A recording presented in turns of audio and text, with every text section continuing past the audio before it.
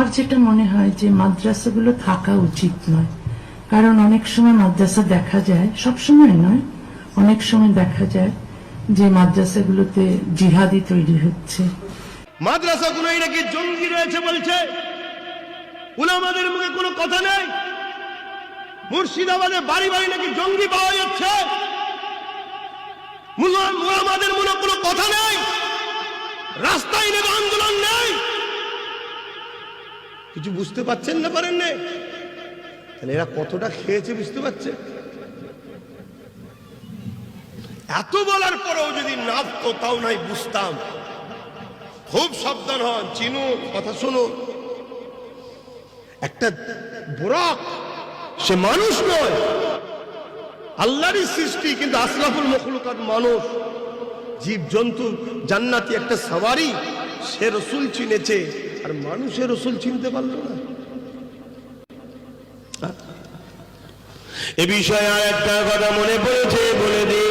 আল্লাহ নবী একদিন মদিনা নববী শরীফে বসে রয়েছে, ঠিক এমনই সময় এক সাহাবী চলে আসলে আমার নবী পাকের দরবারে এসে বলতে লাগলেন, ইয়া রাসূলুল্লাহ, হাবিবাল্লাহ, হুজুর আমার একটা উট ছিল, ওই উটটা খেপা পাগল হয়ে গেছে, মানুষকে দাঁড়িয়ে দাঁড়িয়ে ধরে ধরে কামড়াতে লেগেছে। এ যুবকেরা, তরুণেরা, বাপেরা, আল্লাহ নবী, নূহ নবী, দয়া নবী এই কথাটা শোনা সাথে সাথে ওই সাহাবীকে একবার বলেনি, বাবা সাহাবী রে, তোমার উটটা খেপা হয়ে গেছে, ওকে পশু ডাক্তারের কাছে নিয়ে যাও। এটা রসুল বলেনি। রাসূলুল্লাহ সাহাবাদেরকে বললে, চলো তো বাবা গিয়ে দেখি ওই পশুটার কি হয়েছে। বাবা যে দেখে, আল্লাহ নবী যখন ওই পশুটাকে দেখতে চলে গেল, এ যুবকেরা, তরুণেরা, সঙ্গে সাহাবা হুজুররা রয়েছে, ওই পশুটা মানুষকে তাড়িয়ে তাড়িয়ে ধরে ধরে যাচ্ছে, মানুষকে কামড়াতে লেগেছে।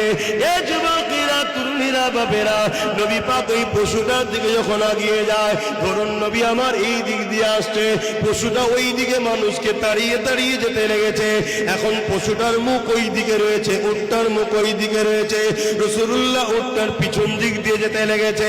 আল্লাহ নবী সাহাবারা বললে, ইয়া রাসূলুল্লাহ, হাবিবাল্লাহ, আপনি যাবেন না হুজুর, ও মানুষকে ধরে ধরে কামড়াচ্ছে। আল্লাহ নবী বলেছিলেন, আমার সাহাবারা, ওই উটটা মানুষকে ধরে ধরে কামড়াচ্ছে ঠিকই কথা, কিন্তু তোমার নবীকেও কামড়াবে না, কেননা ওই উটটা তোমার নবীকে চেনে। আরো জোরে বলুন সুবহান।